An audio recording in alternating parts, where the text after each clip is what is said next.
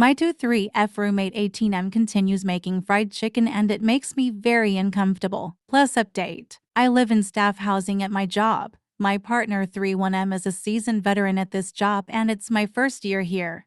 We live with another couple who are fine to live with, and our new roommate, the intern, Louis, just moved in.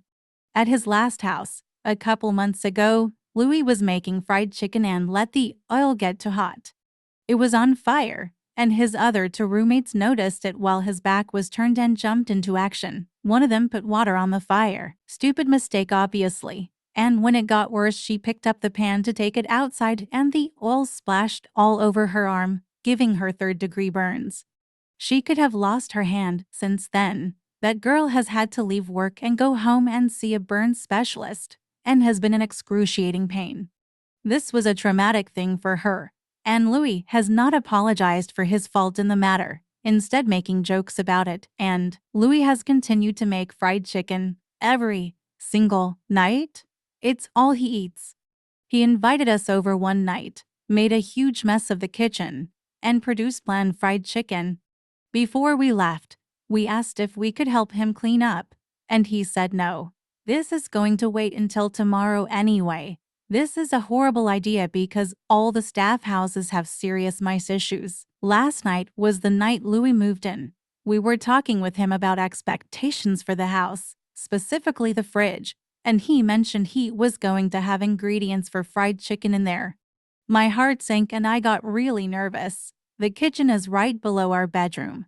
I am super nervous about another fire, especially as my partner and I are leaving on a long-distance hike in February, and we are leaving all our stuff in this house. I also work really hard to keep our kitchen clean, and I really don't want him to treat it the way I saw him treat his old kitchen.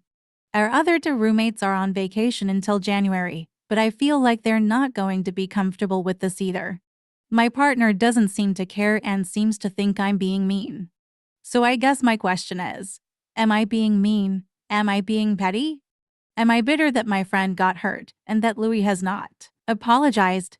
Should I just let the kid make his fried chicken? Or do I have a right to state that I'm feeling uncomfortable? Update 1. Important point. I learned it yesterday that it was in fact Louis who put the water on the fire, not the housemate. She grabbed the closest fire extinguisher. There were two in the kitchen, but it turned out to be made for wood fires, so that didn't do much. She didn't know about the second fire extinguisher, and that's when she decided to take the pan outside. So I understand why you all are saying the fire becoming worse is her fault when in actuality it is Louis. I think we are going to get him an air fryer for Christmas. Excellent suggestion. Update 2. For all those asking why we are allowing Louis to move in, it is not up to us. We are a really small staff, fewer than 20 of us, and housing is very limited and we live for free. We are not renting. Our bosses decided Louis should be in a co-ed house. He previously lived with two women, and since his old house is becoming used for a different purpose, he was told to move in with us. Not our decision, but I did make my worries known to my bosses. Update 3. I figured I'd make an update because it's been a year and things are super different now. In our house, with a new kitchen to work with, Louis decided to pursue cooking for himself as a hobby and expanded his tastes. He still eats mostly meat, but has moved on to things like bacon-wrapped meatballs and burgers.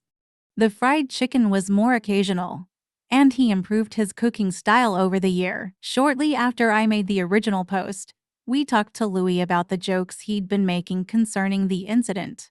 He genuinely didn't know he had offended people and apologized to everyone he thought necessary.